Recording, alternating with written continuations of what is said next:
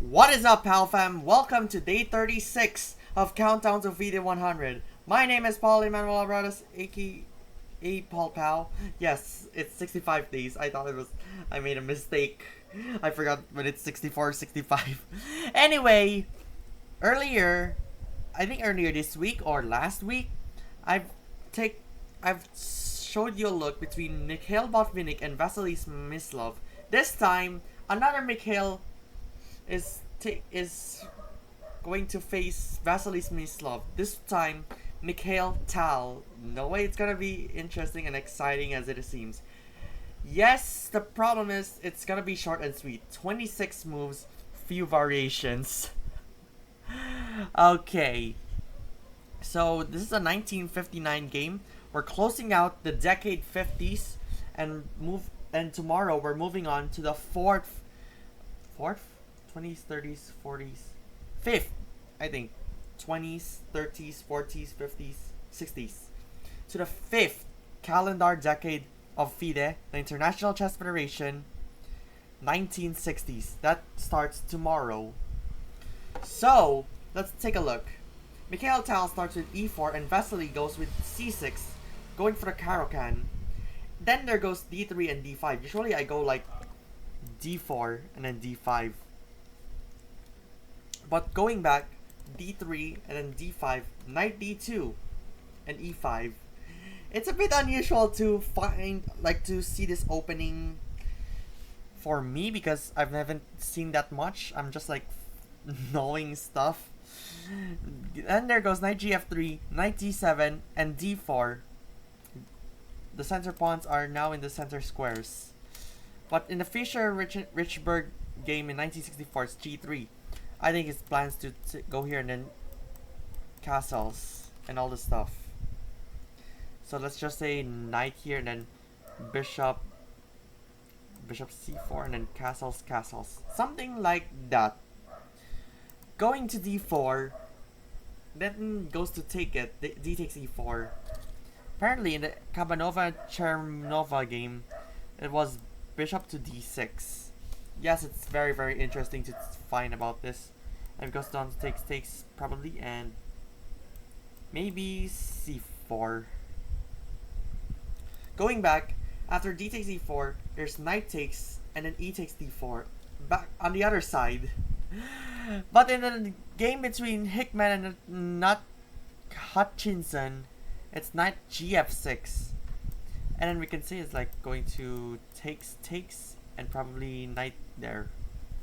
Or, to avoid that, I think it's queen. And probably it's gonna go bishop g5. Going back with e takes d4, Tal goes to take the pawn with queen takes d4. Instead of doing this, alternatively, bishop c4 can do the trick because this already is a dead pawn. According if it's dead pawn or not, like he can also go for this, I've heard. But I think it's going to like c3. Yeah, the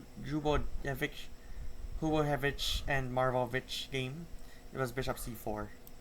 Moving on, after queen takes d4, knight gf6, bishop g5, threatening this pin and that. Bishop e7, queenside castle. That's a big plan. Castles.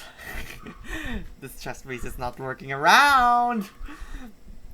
Knight d6, queen a5, bishop c4, b5, bishop d2, queen a6, knight f5, bishop d8, queen h4, b takes c4.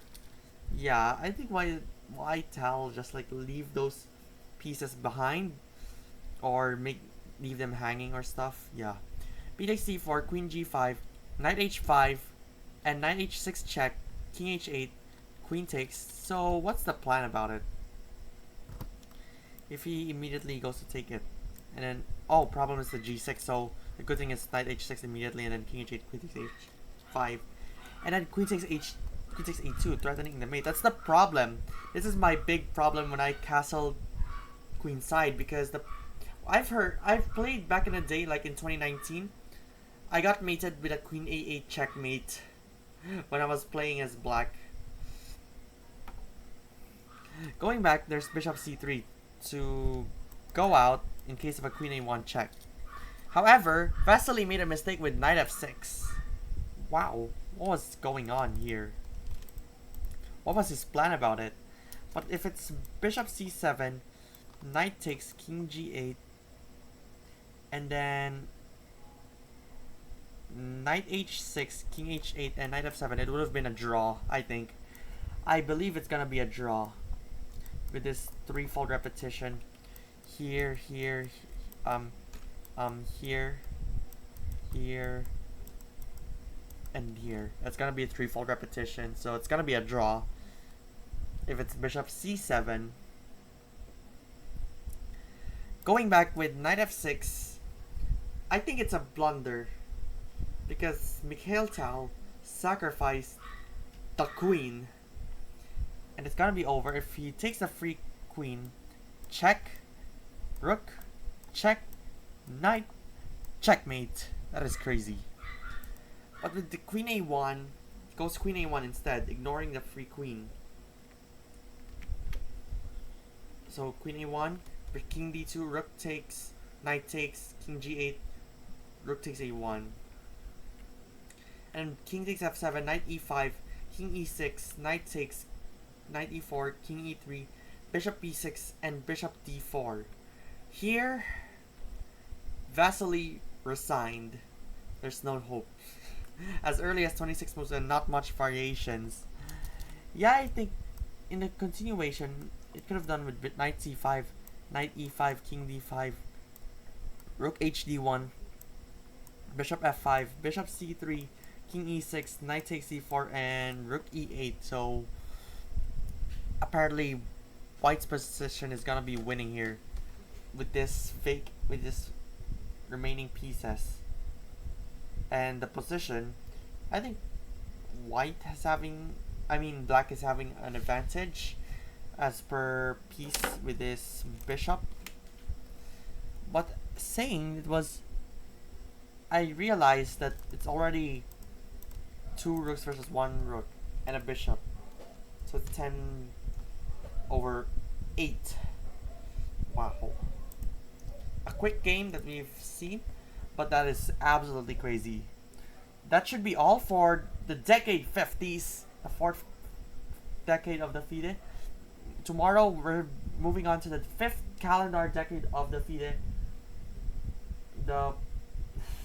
I forgot what to say. The 1960s.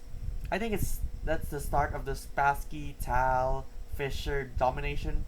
I'm guessing about that in the decade 60s. Thank you so much for watching, POW fam. Be sure to subscribe and become a Patreon member at patreon.com/PaulPower. Subscribe also to my vlog channel, POW Vlogs. Follow me on Twitch, Paul Habaradas, X Paul Habaradas, TikTok Paul Habaradas, Instagram Paul Power YT, and Threads Paul Power YT, as well as Facebook Paul Power YT. Join the Discord community as usual, and get 20% off when you buy any plan on Chess Mood. And as always, I'll see you tomorrow for the countdown to FIDE 100, starting up the decade 60s.